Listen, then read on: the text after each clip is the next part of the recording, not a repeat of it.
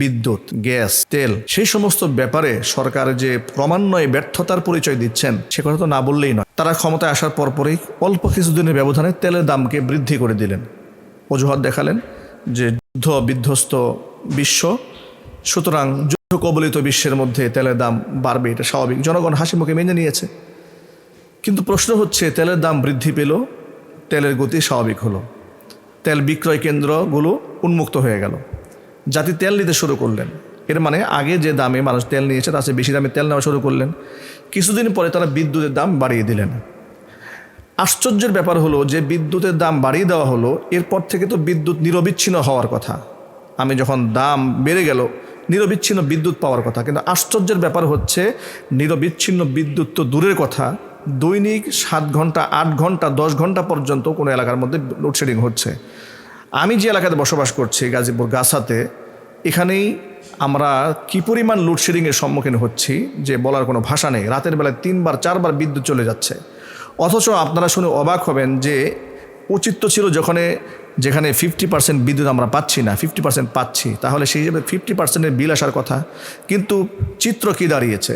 বিদ্যুৎ বিলের দিকে তাকালে কিন্তু চিত্র এরকম নয়। বিল এসেছে কত? যেখানে আমরা 8-10 হাজার টাকা বিদ্যুৎ বিল দিয়েছি সেখানে 20,000 হয়েছে, যেখানে 20,000 টাকা যারা বিদ্যুৎ বিল দিয়েছেন তারা 40,000 টাকা হয়েছে। এবার আমি আমার কথা বলি, যেখানে আমাদের মাদ্রাসা এবং বাসাতে আমরা গত মাসেও বিদ্যুৎ বিল দিয়েছিলাম, গত 2 মাস আগেও বিদ্যুৎ বিল দিয়েছি 18,000 19,000 টাকা। তারা গত মাসে আমরা বিদ্যুৎ বিল দিয়েছি 40,000 টাকা, এই মাসে আমরা বিদ্যুৎ বিল দিয়েছি 43,000 টাকা। এর মানে হচ্ছে যেখানে সরকার আমাদেরকে 50% সুযোগ সুবিধা থেকে বঞ্চিত করেছে, পক্ষান্তরে আবার বিদ্যুতের বিল বাড়িয়েছে, দাম বাড়িয়েছে, সেখানে আবার তারা বঞ্চিত করে আমাদের কাছে ডাবল বিদ্যুতের টাকা নিচ্ছে। মানে তারা লোডশেডিং দিচ্ছে। সেই হিসেবে তো বিদ্যুৎ বিল আরও কম আসার কথা। যেখানে 20,000 টাকা বিল আসার কথা ছিল সেখানে হয়তো 15,000 টাকা আসবে, যেহেতু আমরা বিদ্যুৎ পাচ্ছি না। কিন্তু বিদ্যুৎ না পাওয়া সত্ত্বেও আমাদের বিল ডাবল আসছে। ঠিক এভাবে গোটা জাতির উপরে যে নির্যাতন চলছে, নিষ্পেষণ চলছে, তাদের অধিকারকে হরণ করা হচ্ছে।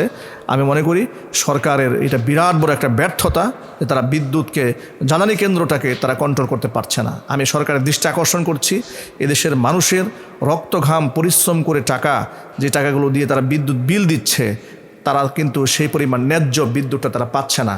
আপনি এই ব্যাপারে অবশ্যই আপনি আপনার জ্বালানি মন্ত্রীকে ডাকুন এবং এই ব্যাপারে সুরাহা করার জন্য গোটা মন্ত্রণালয়ের দায়িত্বশীল ব্যক্তিদেরকে ডেকে এদেশের মানুষ যেন নিরবিচ্ছিন্ন বিদ্যুৎ পায়, গ্যাস পায় এবং তেল পায়, সেই ব্যাপারে আপনারা এখনই উদ্যোগ গ্রহণ করুন। তা না হলে আজকে আমি কথা বলেছি, কালকে আরেকজন কথা বলবে, গোটা দেশের মানুষ কিন্তু একসময় ক্ষিপ্ত হয়ে আপনাদের বিরুদ্ধে রাজপথে নামতে বাধ্য হবে।